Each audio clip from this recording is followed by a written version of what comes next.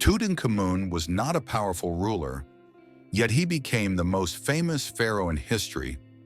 A boy king, a short reign, but a name that outlived them all. Not because of wars, not because of conquest, but because of a discovery buried underground for thousands of years. Tutankhamun lived during a time of great change in ancient Egypt. The country had recently gone through a religious revolution that deeply affected its politics, traditions, and beliefs.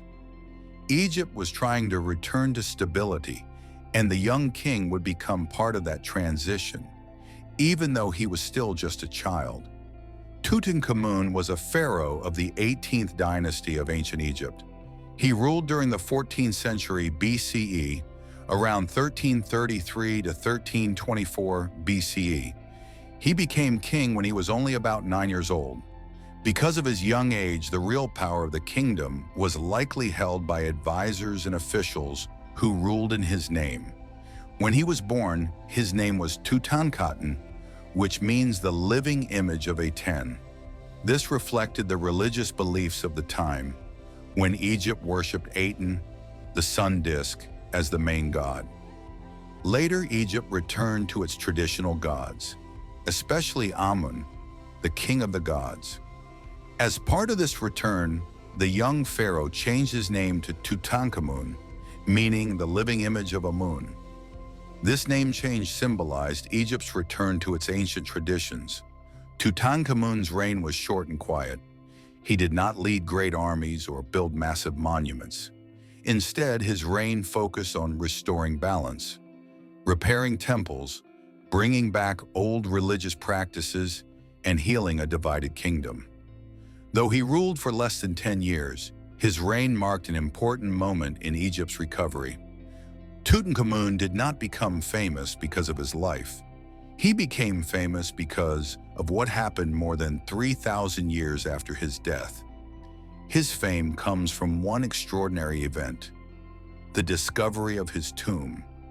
In 1922, British archaeologist Howard Carter made one of the greatest discoveries in archaeological history. In Egypt's Valley of the Kings, he uncovered the tomb of Tutankhamun.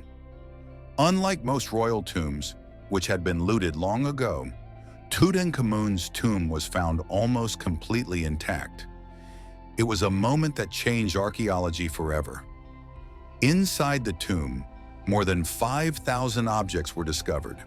There were statues and ceremonial objects, golden furniture and chariots, jewelry, weapons, and even everyday items. Each object was carefully placed to prepare the young king for his journey into the afterlife. Among all these treasures, one object stood above all others: Tutankhamun's golden burial mask. Made of solid gold and decorated with precious stones, it became a symbol of ancient Egypt itself. Even today, it remains one of the most famous artifacts ever discovered. Tutankhamun died at around 19 years old. For many years, his death was surrounded by mystery. Modern scientific studies suggest that disease, including malaria, along with genetic health problems, may have caused his early death. After the tomb was discovered, stories began to spread about a curse. Some believed that anyone who entered the tomb would face death or misfortune. While these stories capture the public imagination, historians and scientists agree that the so-called curse was a myth created by fear and coincidence. Tutankhamun was not Egypt's greatest ruler, but his tomb gave the world something priceless. For the first time, people could see ancient Egypt almost exactly as it was. His discovery revealed how Egyptians lived, how they believed, and how they prepared for eternity. Tutankhamun lived a short life and ruled for only a few years. Yet his legacy has lasted for thousands, a young king whose story time could not erase.